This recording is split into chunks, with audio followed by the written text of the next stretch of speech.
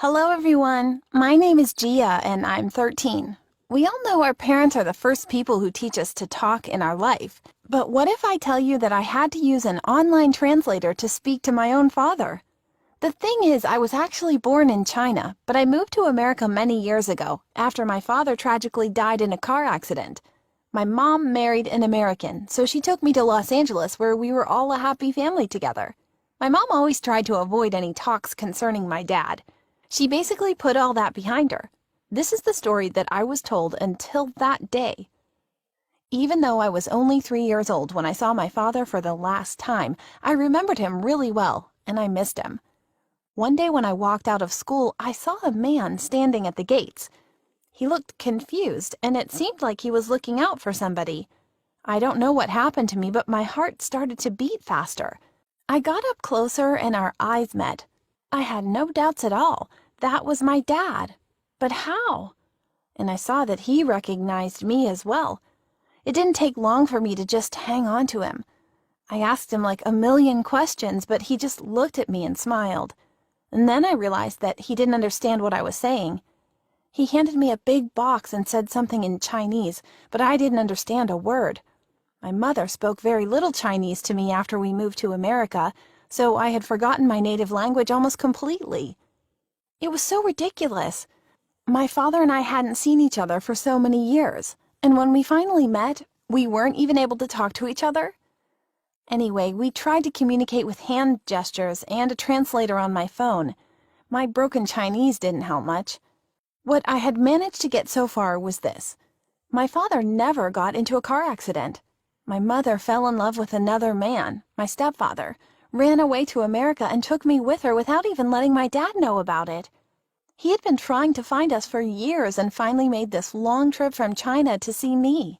He tried to contact my mother, but she just threatened him with the police. This bitter truth knocked me out completely. My father and I exchanged phone numbers, and we agreed to meet again soon. When I got home, I had a complete meltdown. I asked my mother point blank why she had done that to our family. But it turned out that she was already aware that my dad had come to see me. She looked very nervous and serious. Her voice was trembling, but she said that she had done it for my own good. Mom said that my father was not a worthy man. When they lived in China, he used to spend every evening gambling. Finally, he lost his job, and that was the final straw for her. She wanted to protect me and to give me a better life, and she also begged me not to see him again. End of conversation. I was furious. My father's mistakes of the past didn't justify my mother's lies. I went to my room and shut the door. I opened the box my dad had given to me. There were old pictures of all of us in China.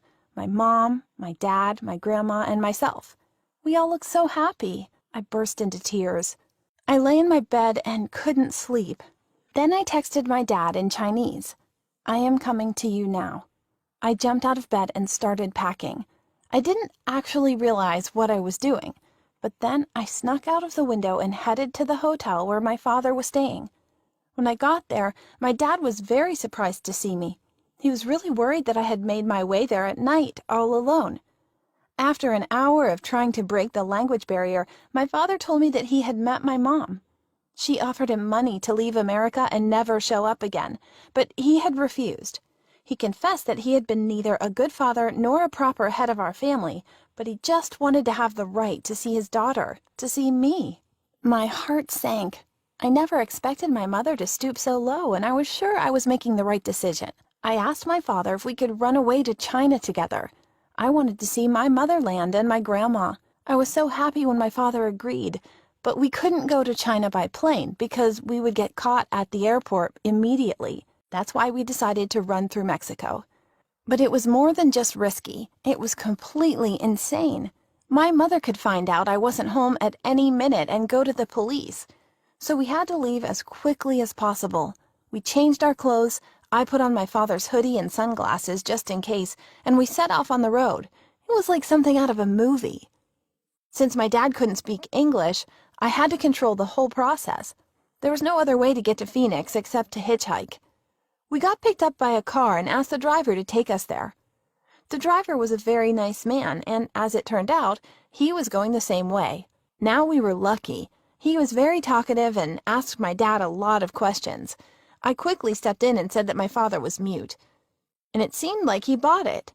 The radio was on, and suddenly it said that a girl was stolen by her Chinese father, and if anybody saw her, to let the police know immediately. It nearly gave me a heart attack, but it seemed like the guy driving didn't pay any attention to this announcement. I calmed down, and since we had a long way to go, my dad and I fell asleep very soon. I woke up when I heard a loud voice.